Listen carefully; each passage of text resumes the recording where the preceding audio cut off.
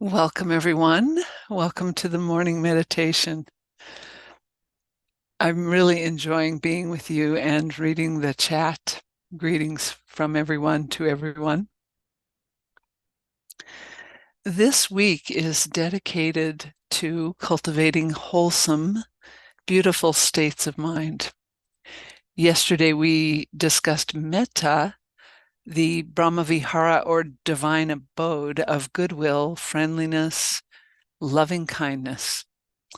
It's a wholesome inclination of mind that can meet all of experience, as well as a healthy way to relate to ourselves and others. When goodwill meets suffering, it manifests as compassion, or karuna in the ancient Pali language. Compassion is many things, but it's a sympathetic vibration of the heart or response of the heart that knows, looking at someone else's suffering, that if we had the same conditions, we would be struggling in the same ways. And compassion wishes for suffering to end. It's a practice that helps us grow beyond the self-concern that can keep us wrapped up in the problems and suffering, struggle, stress, dissatisfaction in our own lives. And if we're fortunate enough not to be experiencing difficulty, compassion practice helps us prepare for the future pain or suffering that's likely to occur when we experience loss, sickness, aging, death.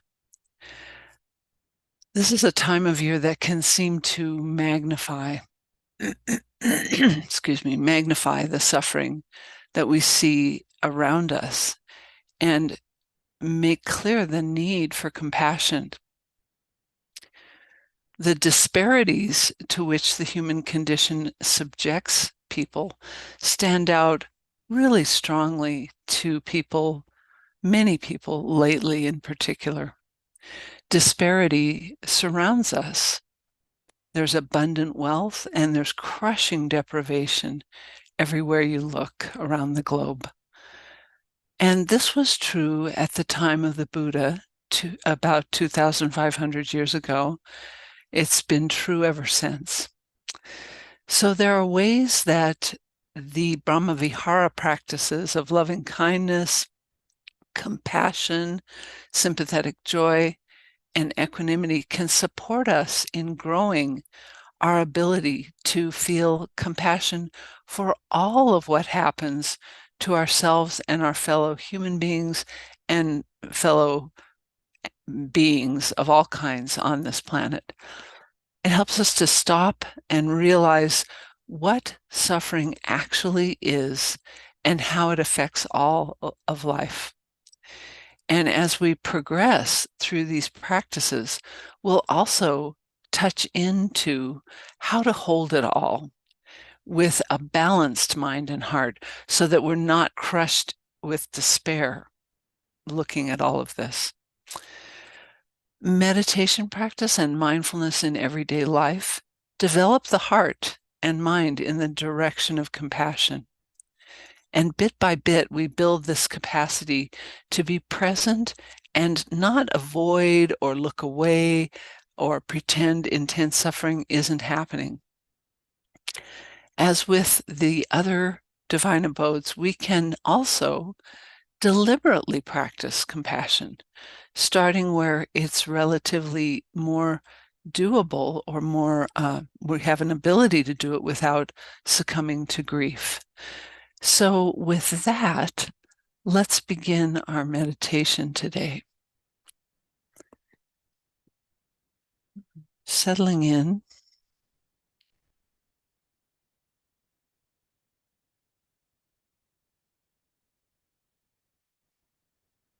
Perhaps starting with a few long, slow, deep breaths.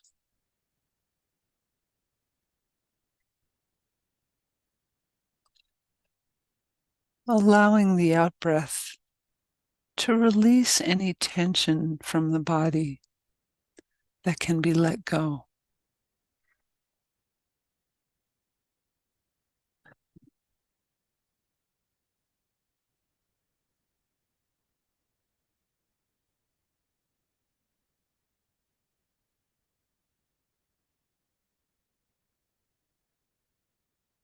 And letting the breathing return to whatever is normal for you. There's no special kind of breathing needed for this practice.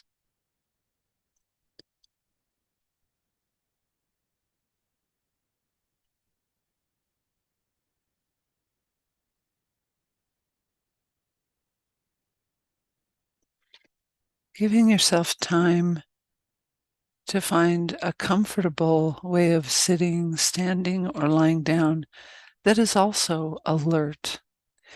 And it's okay during Brahmavihara practice to adjust the posture when you need to during the course of our sitting.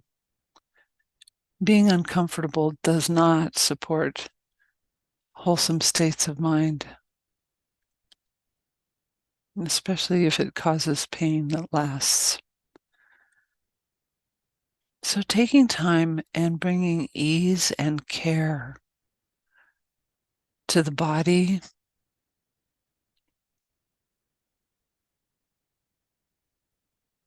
the heart, and the mind.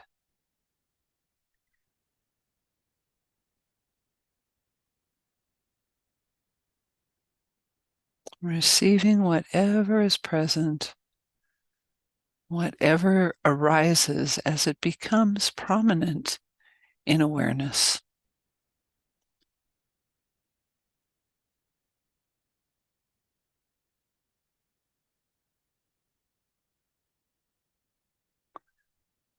Allowing it time and space to be known.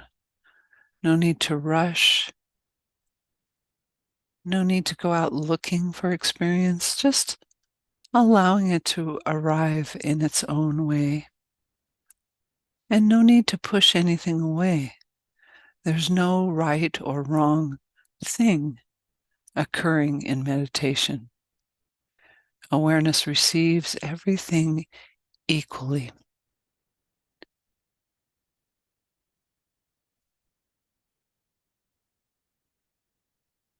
And if there are difficult or unpleasant experiences that present themselves in awareness, meeting them with the kind of care you might offer a good friend.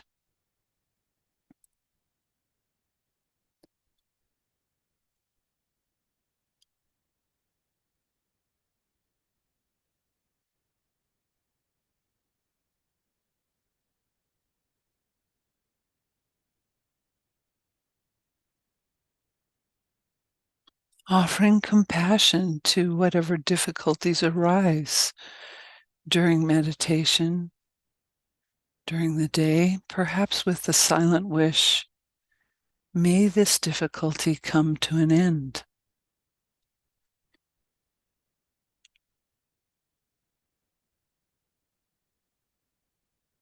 Not as a demand or an agenda, simply as a gentle wish. May it be so. May this difficulty come to an end.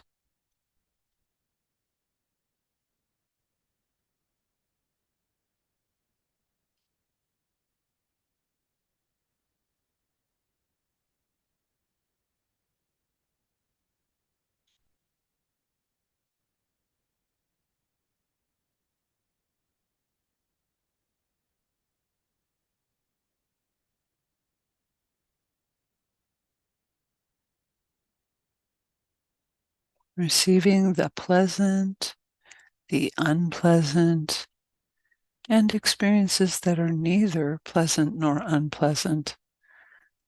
Receiving it all with care, with kindness.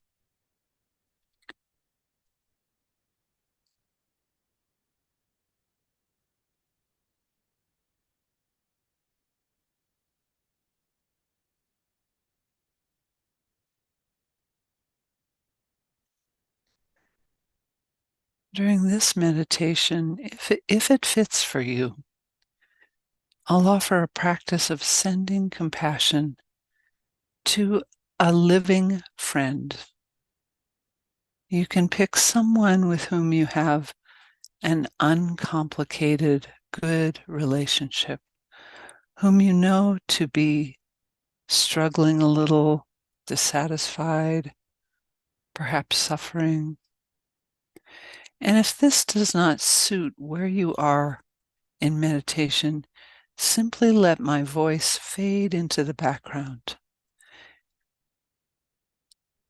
and continue in whatever way suits you.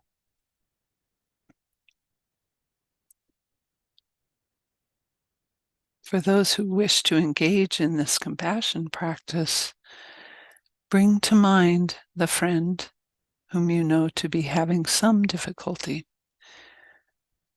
perhaps not the worst suffering,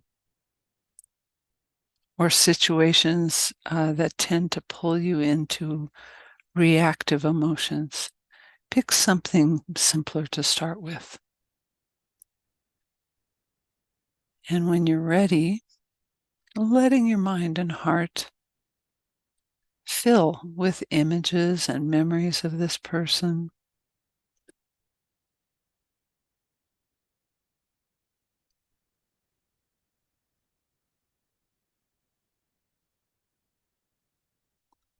A felt sense of what it's like to be with them.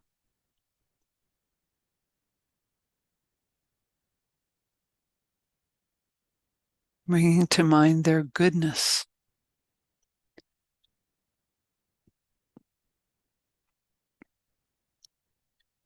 And then seeing them in their current struggle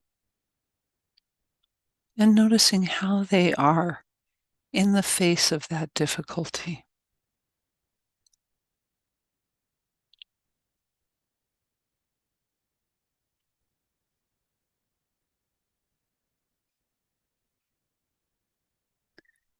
And as you fill the heart and mind with them, inclining your mind to wishes of compassion without any agenda to fix your friend, without any idea that their suffering has to go away as a result of your meditation, not solving their problems, accepting them just as they are right now.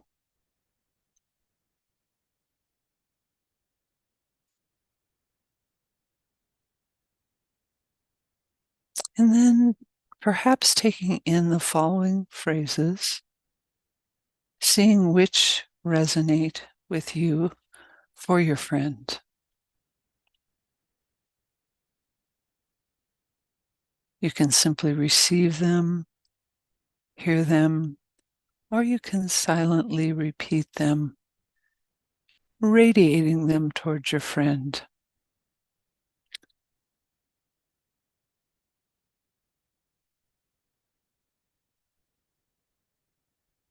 I care about you. Your suffering matters to me.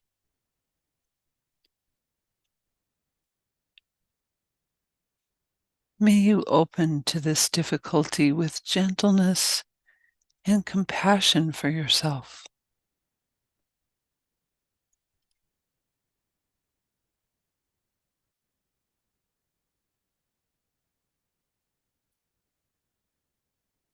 May you meet this suffering with ease and kindness.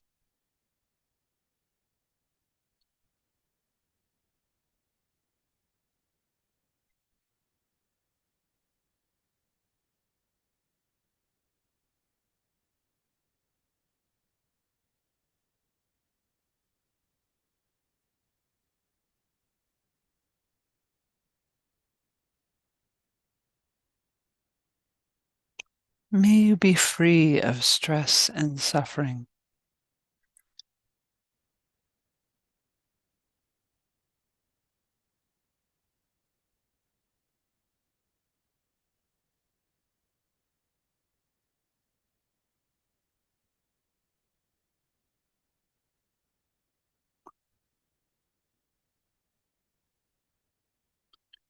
Perhaps continuing to repeat these phrases or other phrases that come to your mind as expressions of compassion for your friend without solving their problems.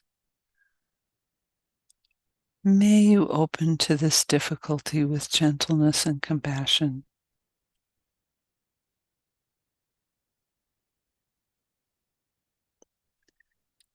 May you be free of stress and suffering.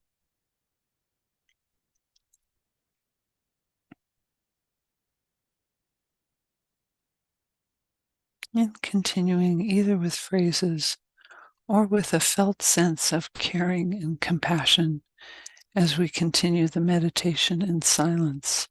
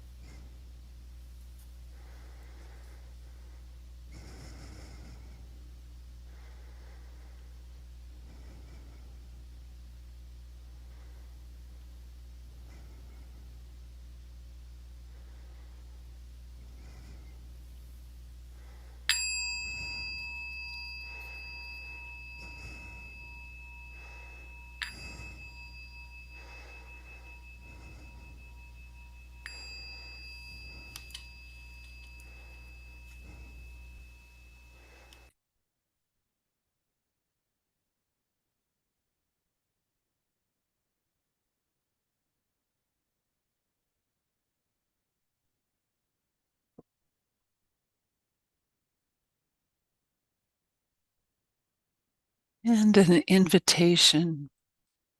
It's traditional to continue meditating as you hear reflections like the ones that I'll offer. So you're welcome to continue to receive experience as it arises in the body, the heart, and the mind as I offer these comments.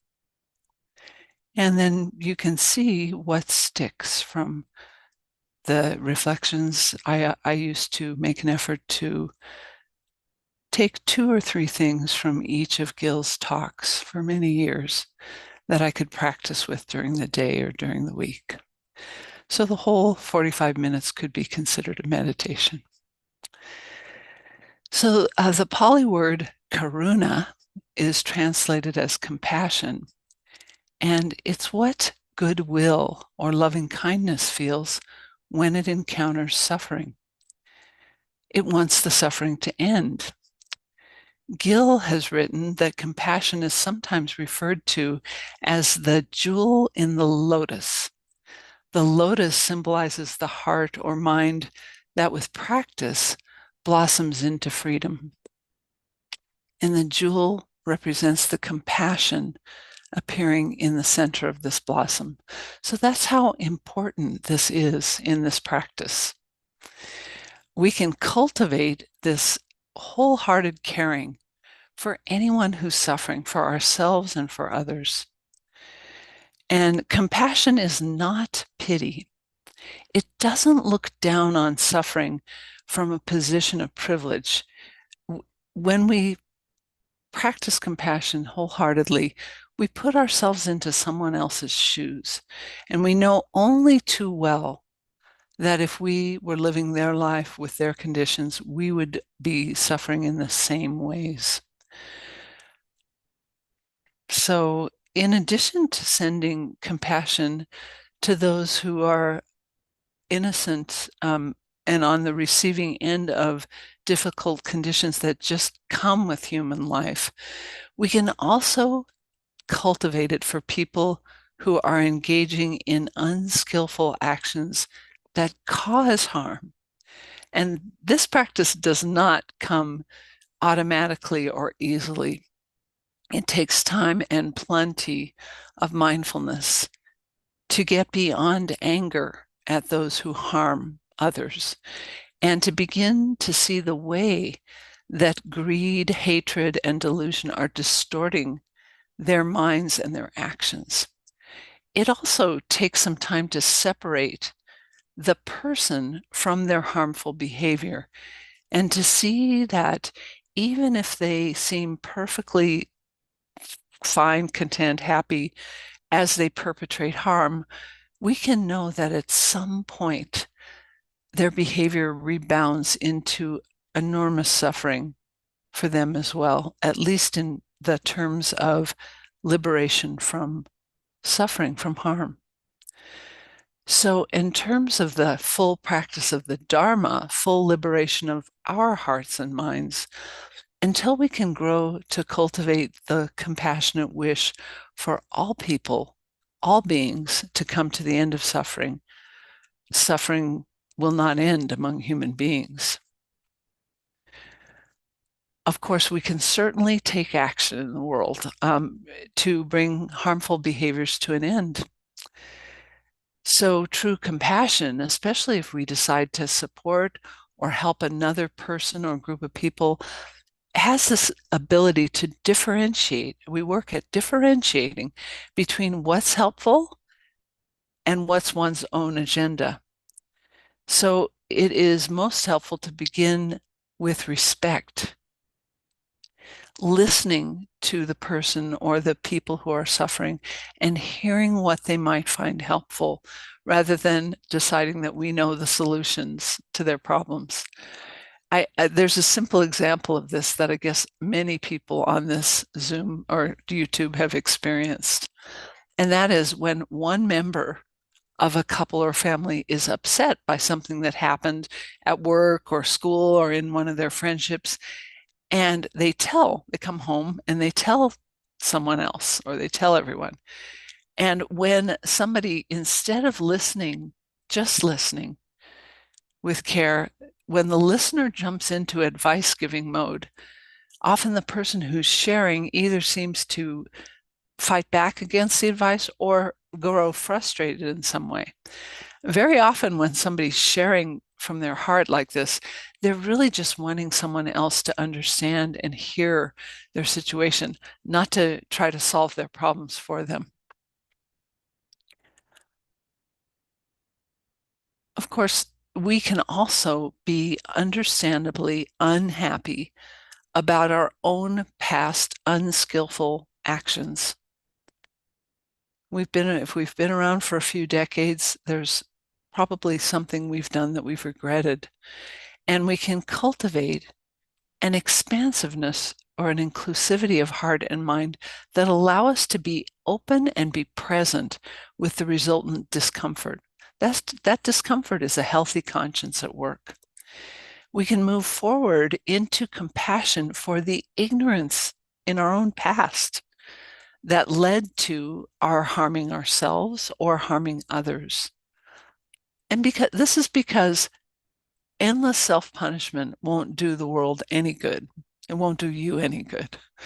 So recognizing what was harmful and growing towards what is non-harming will help those around us as well as ourselves release from the suffering and move towards freedom. As we start this process, we're using words to begin to embody compassionate wishes. And sometimes when people hear the word compassion, they believe they have to feel highly emotional or kind of almost oozing compassion or sentimental. And that isn't the case. So the word compassion in one dictionary definition means to feel with, but that doesn't mean we jump down into the pit of suffering with someone else. The heart and mind can be moved. We can care a great deal and still be equanimous, a bit objective. Today, some of you may have experimented with this practice of silently saying compassion phrases as I offered that. And that can start, any of these practices of Brahma Viharas and saying phrases can start as a feeling like they're just words. But over time, the more we bring our hearts and our heads together in mindfulness and in meditation, the more we see the benefit of wholesome inclinations of mind, the more the heart gradually opens to this. And in the process, we grow the capacity to be with suffering in a caring way instead of keeping it at arm's length at a distance, or instead of pitying anyone who is suffering, or instead of being hard on ourselves because we're suffering. We can start by offering care for the difficulties we're experiencing, if that's relatively accessible. That can provide a reference point from which we can genuinely develop a caring compassion for others. And there's a phrase that sort of exemplifies this. Just as I wish to be happy and free from suffering, so may that being, may all beings be happy and free from suffering. Excuse me. The next person to whom we might traditionally offer silent wishes of compassion might be someone towards whom you have a loving, respectful relationship. Could be a mentor, a valued teacher, or someone who's been completely supportive in your life. And by the way, this practice is intended to develop your capacity to be compassionate towards the living. So when you choose people to whom you'd like to direct these phrases or this feeling, pick someone who's alive. After being able to offer compassion to someone with whom you have this very supportive relationship, that helps develop us towards being able to offer silent compassion for a friend or a family member, someone who we dearly love, but maybe we have a relationship that, has ups and downs. The next step in developing compassion to its fullest is to offer compassion to a stranger. And this is usually someone you see in your life regularly, like a letter carrier or someone whose name you see on this chat, but it's someone you don't really know. And then the final stage in formal compassion practice is to direct thoughts of compassion towards people with whom you have difficulty or you dislike them. Traditionally, it's called the enemy, but maybe you don't feel like you have enemies, or you might. As you become able to do that, you're really developing this state of mind that can really understand and kind of get on a visceral level that people are not fixed in their nature, nor are you. Nothing is. Everything is inconstant and changing, sometimes rapidly, sometimes very slowly. And all conditioned phenomena, including the behavior of others, it's all subject to suffering, or dukkha in the Pali language. It's all has this unsatisfactoriness. And when we still on some level believe that there are things that can be in this conditioned realm of human existence that can be relied on all the time for happiness, or that things will remain stable and satisfying, or that they have a fixed nature that we can use as a sense of security, as long as we believe any of that. And sometimes we don't even know it, but underneath we do believe that, we continue to have stress, dissatisfaction, and suffering.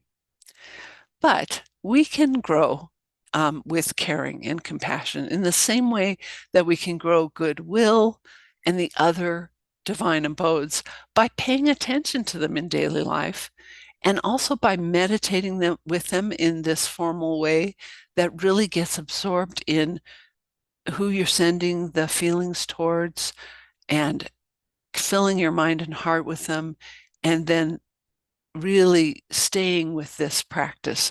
It develops this quality of collected mind, fully gathered mind, a samadhi that ultimately is a source of growth and in insight and in wisdom. And wisdom is one of the keys to becoming free from stress and suffering. So the meditation practice and daily life practice with these Brahma Viharas tend to support one another. So they come to a point, if we do them frequently enough and keep at the mindfulness, they tend to arise more naturally in us in response to what's happening around us. The mind becomes very stable and flexible, able to deal with ups and downs without reactivity. We get to a place where we can remain capable and calm in the face of whatever comes our way. So, for those of you who want to continue or start to treat today and this week like a retreat, you might allow yourself to notice what brings up a response of compassion or caring in you today. And silently, you could radiate this compassion, this care, wishes for relief from stress, suffering, dissatisfaction towards anyone who you know is having a hard time. Of course, if you're in a position to actively help, taking the time to listen deeply and carefully to what that person wants in the way of support. But this is a great way to bring the compassion practice into your day. I wish you all freedom from stress and suffering, and an enjoyable day exploring this practice if you choose to do that. See you tomorrow morning. Be well.